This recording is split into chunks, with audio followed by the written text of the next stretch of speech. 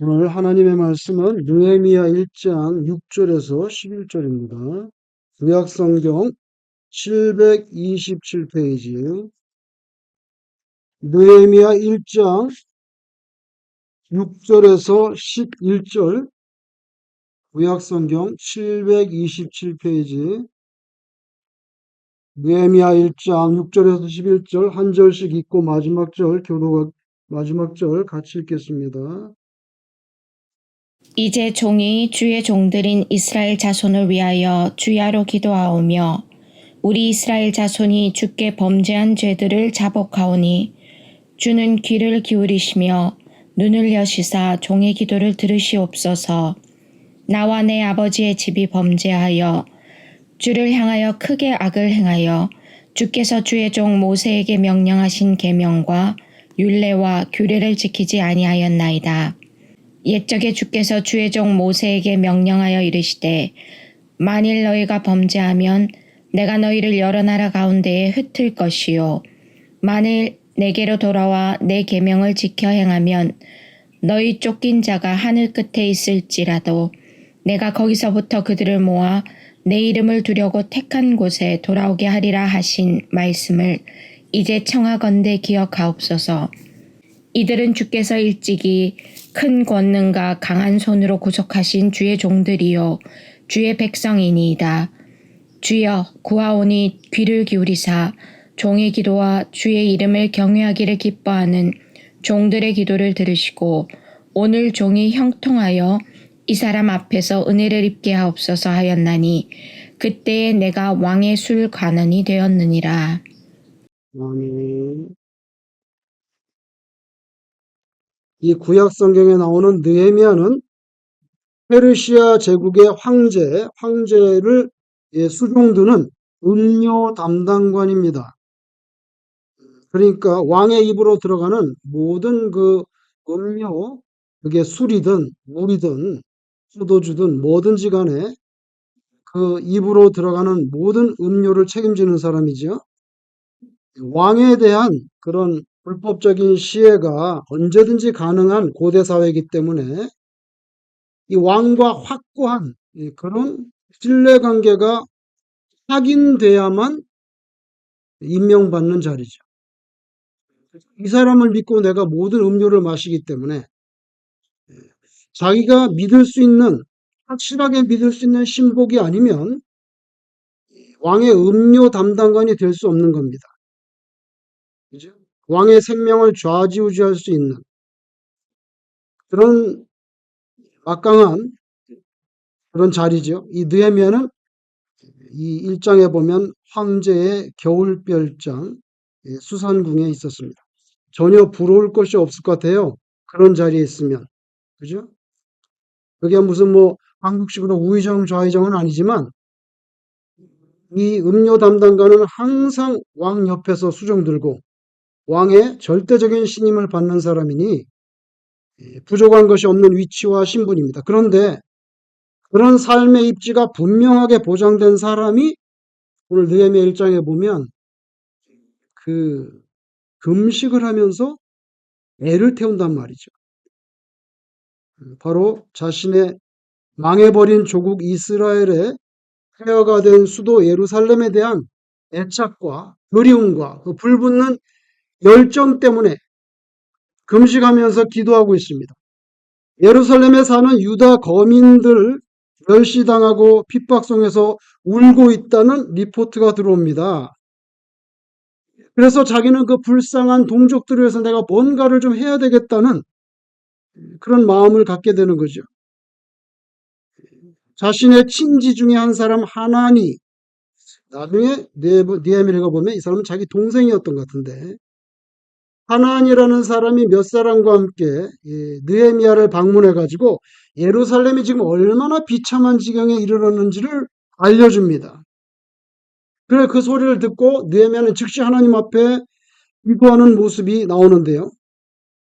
그러면서 뭐라고 기도하냐면 과거의 유대민족의 죄를 바로 자기가 지은 죄처럼 그렇게 동일시하면서 회개한단 말이죠. 하나님께 용서를 구하는 기도를 드립니다. 여러분 지금 오늘 본문이 기원전 445년입니다. BC 445년. 유다가 예루살렘이 망한 것은 BC 587년.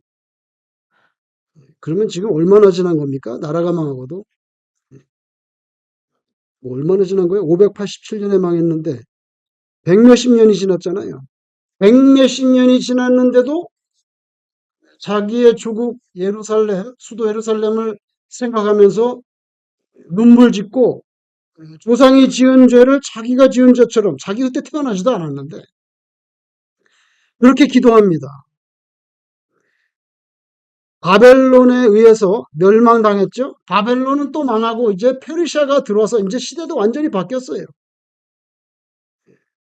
세 번에 걸쳐서 바벨론 땅에 포로로 끌려갔던 사람들이 다시 예루살렘으로 돌아오는 역사의 과정이 있었는데 오늘 본문은 3차 포로 귀환, 느헤미야를 중심으로 예루살렘으로 돌아오는 세 번째 포로 귀환을 앞두고 있는 그런 장면입니다.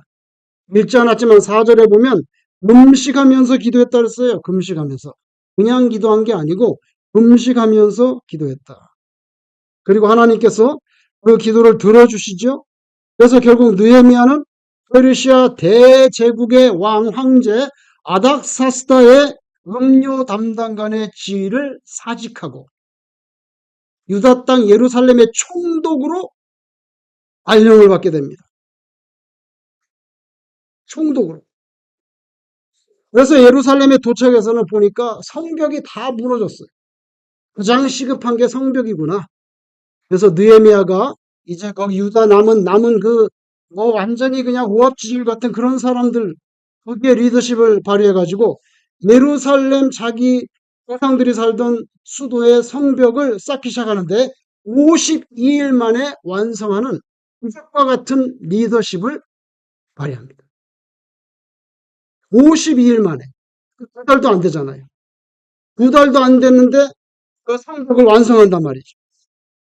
이거 보통 리더십이 아니에요. 오늘날 이 땅에서도 정말 귀한 것은 오늘도 우리 집사님이 기도하신 것처럼 대통령을 뽑는다든지 이런 그 지도자, 하나님 앞에 반듯하게 인정받는 그런 리더십, 이게 얼마나 그리운 발망되는 시대입니까? 언젠가부터 옛날에는 그런 게 없는데 몇십 년 전부터는 서점에 가면 전부 리더십에 관한 책이 어마어마하게 많이 나와요. 뭐 리더가 되는 뭐 자질, 무슨 뭐에 하여튼 리더에 관계된 거. 그렇게 많은 리더십에 대한 책이 서점에 나올 시대가 있었겠나? 없었을 것 같아요. 그만큼 진정으로 귀하고 위대한 그런 리더를 이 시대가 갈망한다는 거죠. 왜냐하면 리더 하나 잘못 세워놓으면 나라가 다 엉터리가 되고 역사가 거꾸로 흘러가니까 얼마나 중요합니까? 느헤미야는 얼마나 귀한 리더입니까? 자기 그 모든 안정된 그런 포지션을 버리고 정말 그 당시로 페르시아 제국으로 따지면 변방 중에 변방, 누가 거기 가라 그래도 안 갈 것 같은데 그런데 자청해서 가서 하시고 성벽을 쌓고 우리 조상들이 살던 땅 이거 다 폐허가 됐다면서 눈물 짓는 그런 귀한 지도자가 아닙니까? 자기하고 민족하고 이렇게 동일시할 수 있는 한국의 연세대 철학과 명예교수는 김영석 할아버지는 105세입니다. 1920년에 태어났으니까 만으로는 104세 몇 달 됐겠죠. 그렇게 오래 살 줄 알았어요. 난. 진실로.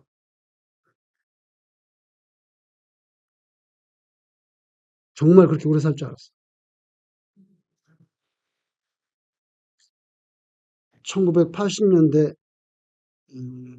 그 초반에 김영석 교수님이 철학과 교수인데 거기서 제가 한 학기 동안 한 과목을 내가 기념으로 들어야 되겠다.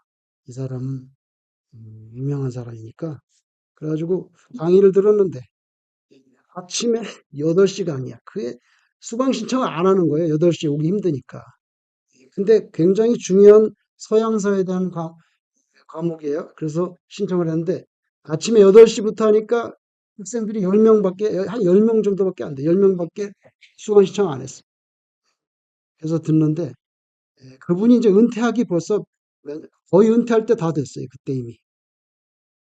근데 이렇게 학생들이 앉아 있고 자기도 앉아서 해. 수업을 앉아서 하는데 수업 1시간 내내 조곤조곤 얘기하는데 자기 노트를 갖고 와가지고 노트를 준비해가지고 조곤조곤 얘기는 한 학기 내내 그렇게 한 번도 수업 시간 일어나지도 않고 똥하지도 않고 감정의 기복이 거의 없어요. 표현상 속으로는 어떤지 모르지만 제가 앞에서 김영석 교수의 강의를 들으면서 이 사람은 평생 분노를 하거나 욕을 하거나 감정에서 얼굴이 빨개지거나 이럴 가능성은 한 학기를 들어보니까 제로구나. 이런 사람은 오래 살겠다. 난 그때 확신했어.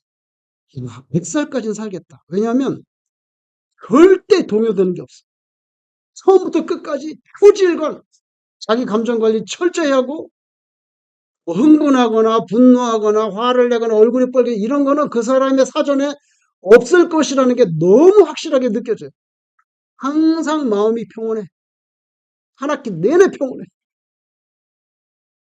아유, 근데 지금 105세가 됐네. 얼마나 더 사실지 모르겠어. 17살 때 김영석 교수가 17살 때 그 유명한 도산 안창호의 강연을 듣게 됩니다. 도산 안창호의 강연을 듣는데 도산은 안창호의 호입니다. 안창호는 왜 자기 호를 도산이라고 지었을까? 그 일제시대에 배 타고 미국으로 옵니다, 이 사람이. 선각자 중에 선각자죠. 미국이란 나라가 있는지도 모르는데 다 미국이란 나라에 배를 타고 오는데 안창호가 배를 타고 오다가 멀리서 뭘 보냐면 하와이를 보게 돼. 하와이라. 근데 뭔 섬이 저렇게 커? 뭔 섬이 이렇게 큰 섬이 처음 보는 거예요. 그렇게 큰 섬은. 그래서 배에서 멀리 보면서 이 섬, 산 같은 섬, 산 같은 그 뭐야? 오? 산. 이래가지고 자기 나는 호를 오산으로 해야 되겠다. 하와이를 보면서 지은 거예요. 안창호가. 안창호 선생님이 그 강연을 하는 것을 김영석 교수가 어릴 때 17살 때 강연을 듣습니다. 그리고 이 김영석이 깨달은 게 있어요. 뭐냐면 목사님 설교하고 많이 다르다. 17살 때 그걸 알았다는 거예요. 목사님 설교하고 막 너무 많이 다르다. 뭐가 다른데? 목사님이 말씀하는 것은 교회 중심적인 신앙을 많이 말하는데 도산이 말하는 걸 들으니까 모든 신앙이라는 것은 진짜 자기의 그릇의 크기에 따라서 신앙도 달라진다는 거예요. 내 그릇이 작으면 신앙도 내 그릇이 밥그릇만 하면 신앙도 밥그릇만해지고 내 신앙이 이렇게 대접만 하면 그 신앙도 커진다는 거예요. 그날 도산의 강연이 그거였다 이거예요. 그리고 17살짜리가 그걸 듣고 목사님의 설교하고 많이 다르다. 목사님은 교회 중심적인 신앙을 가르치는데 도사는 김영석 교수의 말에 의하면 하나님의 나라에 관하여 말하는 거예요. 민족과 국가에 대하여 민족과 국가에 대한 신앙을 말한다 이거예요. 똑같은 신앙인데 목사님하고 너무 다르요. 하나님의 나라에 대해서 말씀하면서 나라와 민족이 일치시대잖아요. 1920년에 태어났으니까 17은 1937년이에요. 그죠? 그 만으로 따시면 뭐 36년쯤 됐겠죠. 정확히 잘 모르겠는데 1936년에 일제시대 때 노선의 강의를 들으면서 아, 이런 신앙이 이렇게 거대하게 품을 수도 있구나. 그래서 김영석은 나는 그러면 좀 그릇을 크게 가져야 되겠다. 그런 생각했다는 거예요. 그로부터 얼마 안 돼서 1938년 도사는 그 징역을 살아가지고 일본 사람들한테 후유증으로 폐하고 간이 다 무너져가지고 38년에 사망하게 됩니다. 나이 60세. 지금 같으면 한참 살 나이인데 만 60세에 안창호는 사망합니다. 일본은 신사참배를 협박합니다. 평양 숭실 고보, 평양 숭실 고보를 다니던 김영석 교수는 신사참배 협박이 들어왔을 때 자퇴를 해버렸습니다. 학교를 자퇴해버렸어요. 그게 1938년. 안창호가 죽던 해입니다. 나중에 다시 학교에 나와보니까 신사참배 때문에 학교를 그만둔 학생이 딱 2명이었다는 걸 알았어요. 하나는 자기고 또 하나는 같은 반에서 공부하던 윤동주가 안주로 떠나버렸어요. 그래서 신사참배를 우상숭배로 알기 때문에 자퇴를 했던 학생이 김영석과 윤동주 둘이었어요. 제가 뭘 말하려는 겁니까? 자기 자신과 민족을, 나라를 큰 캐럿을 해서 하나로 묶을 수 있는 그런 마음이 넓은 그런 선조들이 있었다는 거지. 그런 선조들이. 느헤미야 그런 사람이에요. 그냥 가만히 있었으면 페르시아의 아닥사스다 황제 수리나 따라주면서 평생을 아무런 문제 없이 무난하게 지낼 수 있는 사람이에요. 담벼락이 다 무너져가지고 여우가 왔다 갔다 하는 그런 예루살렘에 와서 생고생을 할 필요가 없어요. 근데 느헤미야는 자신의 그걸 내려놓고 벌써 나라가 망한 지 100몇십 년이 지났는데도 그걸 기억하고 하나님께 울부짖으면서 자기를 거기로 좀 보내달라고 간청한 거죠. 누가 보면 좌천 중에 그런 좌천이 있습니까? 맨날 왕하고 옆에 있다가 그 변방에 그 다 무너진 담벼락 쌓으려고 뭐 하려고 합니까? 느헤미야의 그런 위대한 리더십은 어디서 나왔을까요? 아주 깔끔한 행정력, 뭐 치밀한 연구 능력, 적재적소에 사람 쓰는 인사 능력, 발로 뛰는 현장 감각, 상벌 체계를 선명하게 적용하는 그런 거, 또 공사 구분하고 청렴한 그런 정치가로서의 깨끗한 삶의 태도, 이런 거 다 중요하지만 오늘 본 말씀에 보면 느헤미야의 위대한 리더십은 기도에서 나왔다는 거죠. 기도에서 나왔다. 하나님과의 확고한 신뢰관계, 요거. 하나님과의 확고한 신뢰관계. 우리가 이걸 기독교 용어로 믿음이라고 하는데, 여러분 그 믿음이라고 해서 제일 먼저 출발점이 뭔지 아세요? 자기 자신에 대한 깊은 성찰입니다. 나는 어떤 인간인가? 나의 실존은 뭔가? 너는 도대체 뭐야? 정체가 뭐야? 예수 믿는 사람이야? 아니야. 느헤미야는 1장에 보면 자기가 죄인이라고 회개합니다. 그리고 민족의 죄를 끌어다가 자기가 지은 죄로 회개합니다. 그리고 하나님께 용서를 구합니다. 여러분 한국에서 흔히 민주화 운동권에서 뛰었던 사람들 개인 생활의 도덕성보다 사회 정의를 앞세워서 외치죠. 근데 사실 사회 정의 외치는 건 좋은데 사회라는 게 다 인디비주얼 개인들이 모여서 사회가 되는 거잖아요. 그러니까 한 사람 한 사람이 먼저 도덕적으로 해야지. 그래야지 사회가 공의가 뭐 구현되고 뭐 이렇게 되는 거지. 개인은 다 그렇지 그렇지 않은데 계속 사회 정의만 부르진다고 되냐고요. 저 80년대 초에 전두환 대통령이 정의사회의 구현, 정의사회의 구현, 나라의 부정부패를 뿌리째 뽑는다. 지금도 뿌리 뽑고 있어요. 아직도 안 뽑혔어요.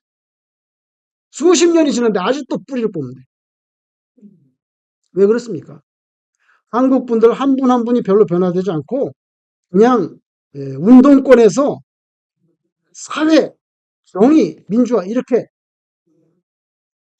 근데 데모하는 친구들 체류탄 가스 마시면서 막 돌 던지는데 조금 있다 보면 다방에 가서 3,000원짜리 커피 마시고 있어. 저는 그거 보고 굉장히 실망했어요. 그 당시에 3,000원이라는 게 엄청 큰 돈이에요. 학교에서 점심이 순두부가 450원 하던 시절이야. 그래도 3,000원짜리 커피를 마셔. 아, 네가 만약에 민주화해서 돌을 던지면 3,000원짜리 커피 마시면 안 되지. 그지? 안 되지. 그거 가지고 뭐 야학에다 투자하든지 가난한 사람 주든지 해야지. 뭐 어떻게 돌 던지면서 3,000원짜리 커피 마시나? 그거 괴리지. 괴리감 있네. 한 사람 하나가 바로 서야지 사회가 되고 국가가 되는 거지. 그냥 운동한다고 돌만 던지면 그게 되나? 그러니까 아직도 한국이 안 되잖아. 그치? 한국이 안 돼. 대통령 와이프가 가방 받은 거 잘못됐지만 그 몇백만 원짜리 가방 가지고 세월이 다 흘러가고 나라가 발전해야 되는데 국회가 마비되고 그런 나라는 이 세상에 있을까 싶어요. 사도행전에 기록된 스데반 순교였죠? 최초의 순교자입니다. 기록상. 근데 그런 최초의 순교자라고 하는 그런 명칭을 얻기 전에 먼저 우제하고 헌금 출납하는 그런 작은 단위로서의 교회를 섬기는 일들에 굉장히 충성했던 사람이에요. 성경에 보면 사도행전 표에 따르면 성령과 지혜가 충만한 사람 7명을 뽑았는데 그 가운데 한 사람이 스데반입니다. 거창한 순교라고 하는 그런 개념이 성립되기 전에 매일매일 작은 단위로서의 모여진 그런 헌신하는 생활이 이미 다 무르익었던 사람이에요. 어느 날 갑자기 떨쳐 일어나서 순교하는 게 아니지. 오늘 본문에 보니까 느헤미야 하나님과의 확고한 신뢰관계 확립, 금식과 기도라는 개인적인 경건성으로 표현되어집니다. 금식과 기도는요, 내밀한 거잖아요. 누가 그 사람이 금식하고 기도하는지 자세히 압니까? 자기가 말 안 하면 모르죠. 전혀 뭐 기도한다, 금식한다, 사회적으로 이렇게 드러날 성질의 것이 아닙니다. 그러나 그런 개인적인 경건 생활을 늘 추구했던 사람 느헤미야가 결국에는 예루살렘의 평국으로 한 나라의 부흥을 꾀할 수 있는 거죠. 지금 현재 평생을 내가 안정적이고 풍요롭게 살 수 있는 모든 것이 보장된 게 느헤미야입니다. 그러나 한편으로는 성이 다 무너지고 불타고 그래서 여우가 돌아다닐 정도가 되어버린 유대 땅의 나의 동족들이 거기에서 울고 있습니다. 근데 이 두 가지, 나의 지금 이런 유복한 안정적인 삶, 그리고 울고 있는 사람들, 나의 동족, 요거를 구분하지 않고요. 하나로 묶어서 생각할 수 있는 사람, 생각할 수 있는 사람. 우상숭배라고 여긴 신사참배가 들어올 때 학교를 자퇴할 수 있는 사람. 김영석과 윤동주. 분명했어. 같은 반이었어. 여러분, 개인적인 안녕만 생각하지 않고 이스라엘이라고 하는 이 신앙 공동체, 요거하고 유기성, 요거 나하고 너가 같이다. 우리나라하고 나하고 예루살렘 사람들하고 나는 같아. 여기 유기적인 통합성에 집착할 수 있는 사람. 이런 사람이 진짜 리더가 될 수 있는 자질이 있는 사람이죠. 자기는 수상궁에 앉아서 왕의 수리나 따라주면서 평생 유복하게 살 수 있는데 나의 동족은 고통 중에 울고 있다? 그러면 나는 어떻게 살아야 되지? 다시 재조명합니다. 신앙적인 안목에서 이 국에 너무 큰 갭을 좁히고자 나는 그럼 이걸 사임해야 되겠다. 이걸 그만두고 내가 예루살렘으로 가서 내가 조상이 살던 땅에 다시 우리 민족을 위해서 헌신해야 되겠다. 근데 이거 왕이 쉽게 허락을 하겠나? 이게 문제지. 쉽게 허락을 하겠는지. 그래서 기도했다는 게 뭐예요? 자기 좌천시켜달라고 기도한 거예요. 기스루월에서 니산월까지 따져보면 4개월입니다. 4개월 동안 기도했어요. 이 엄청난 고위직을 그만두고 전방의 총독으로 저를 보내달라고 요청을 하려고 그러는데 이 사람이 빨리 왕의 윤허를 받을 수 있도록 하나님 도와주세요. 그걸 4개월 동안 기도했더라고요. 2장 4절에 가니까 드디어 왕의 입에서 자기가 기대했던 4개월 동안 기대했던 말이 튀어나오는데 2장 4절에 보니까 그러면 네가 무엇을 원하느냐 이렇게 말이 나왔어요. 드디어 4개월 동안 기도한 게 이루어진 거예요. 그러면 널 뭘 원하느냐? 4개월 동안 우주의 절대 주권자 하나님께 매달렸잖아요. 그랬더니 내가 뭘 원하는데 드디어 이 말이 튀어나왔는데 다음 부분에 보니까 네가 뭘 원하느냐 그러면 나 예루살렘으로 가려고 그래. 바로 말하지 않았어 또. 이게 또 위대한 거예요. 네가 뭘 원하느냐? 그랬더니요. 자기 소원을 발설하기 전에 마지막으로 다시 기도를 합니다. 다시. 그래서 뭐를? 내가 곧 하늘의 하나님께 드디어 기회가 왔네. 나 예루살렘을 보내주자 즉각 말하기 전에 잠깐 동안 하나님. 드디어 하나님이 기회를 주시는군요. 한 번에 꽂히게 해주십시오. 이거 딱 기도하고 한 거예요. 이거 보세요. 하나님을 의지한다는 게 입 발린 말이 아니라는 거예요. 얼마나 철저하게 하나님을 확실하게 신뢰하고 있는지 아세요. 마지막 순간에 점을 찍기 전에 하나님 주신 기회죠. 확실하게 지어주세요. 뭐 1장 7절 같은 데 보면 이스라엘이 주를 향하여 크게 악을 행하여 주께서 주의 종 모세에게 명령하신 계명과 율례와 규례를 지키지 아니하였나이다. 한 나라의 패망 원인을 온전히 신앙적인 관점으로만 해석합니다.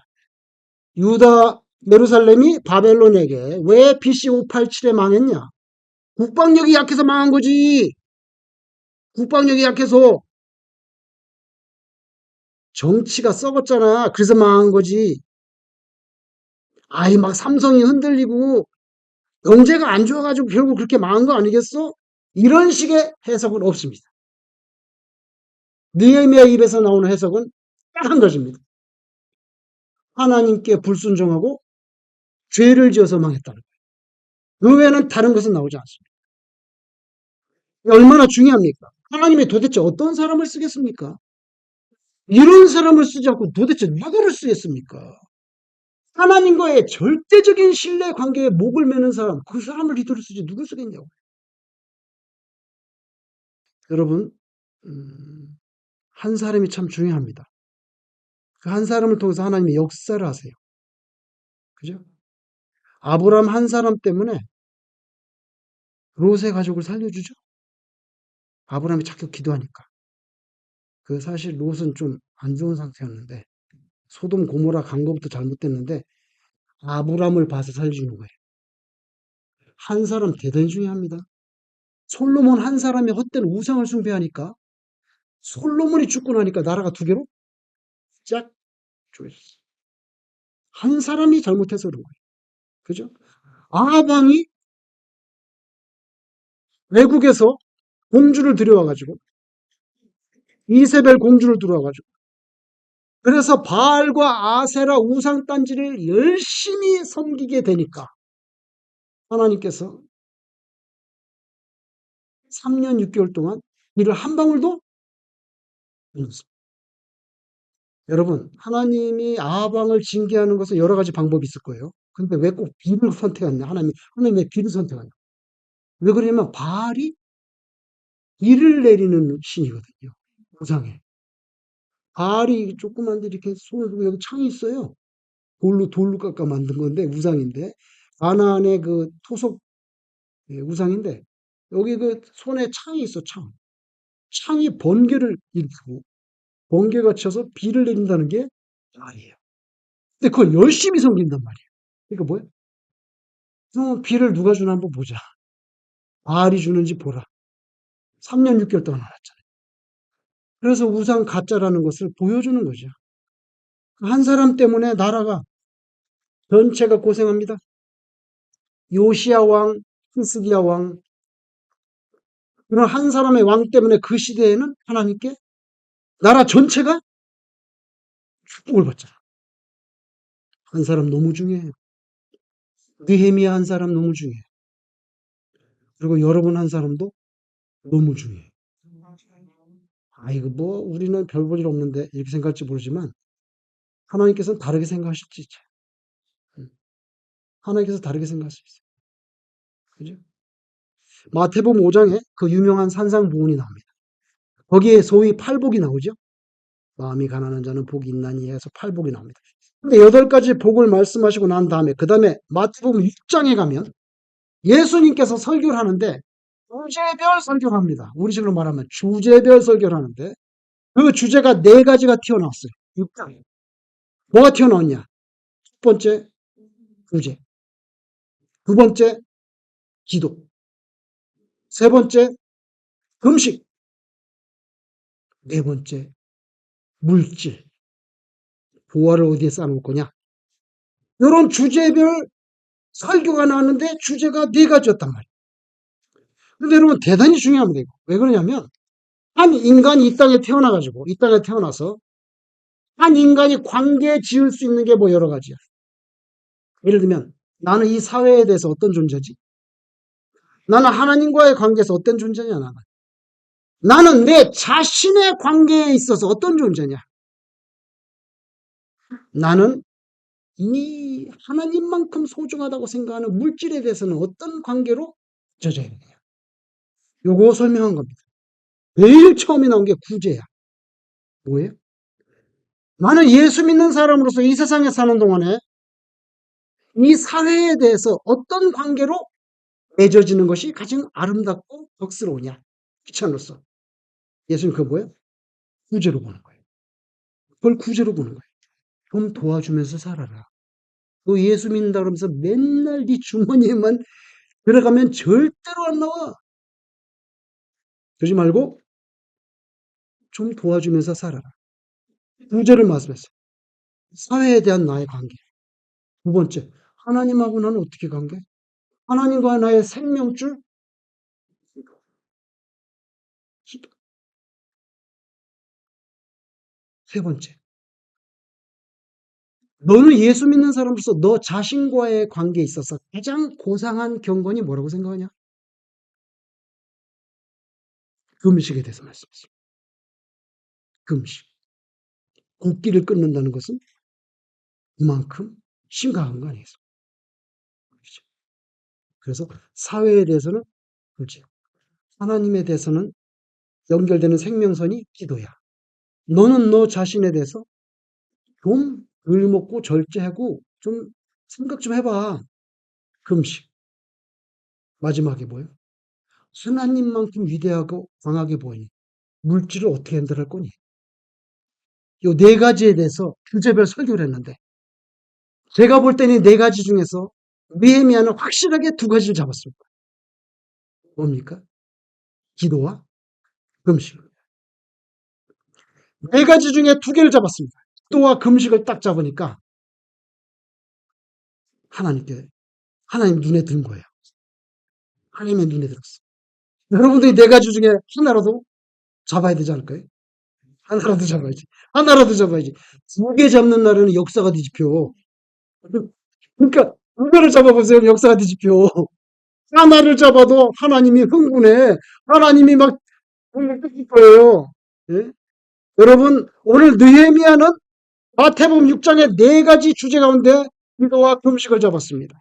사도행전에 하나님께서 베드로를 개인 교사로 보내가지고 예수님을 알게 해준 로마의 계급장 붙인 부장 고넬료는 무엇을 잡았습니까?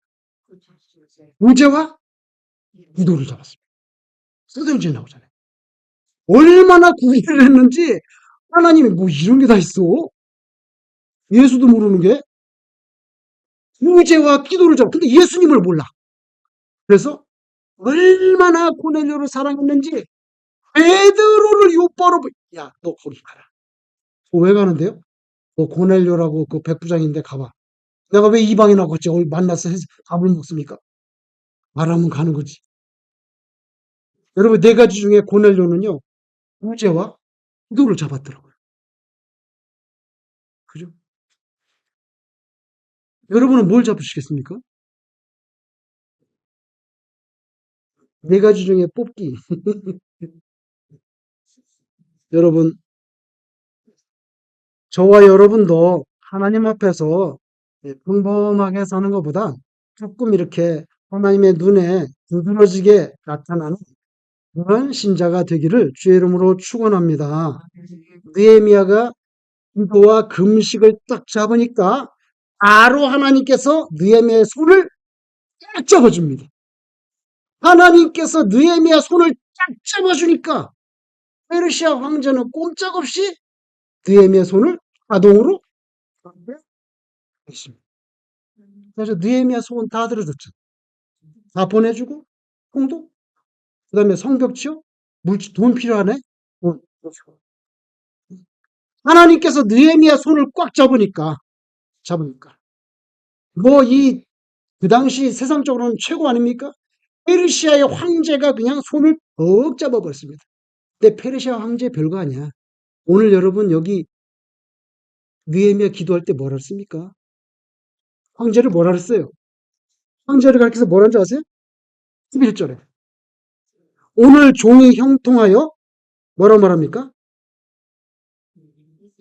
이 사람 앞에서. 이거 보세요. 로마 황제 별겁니까?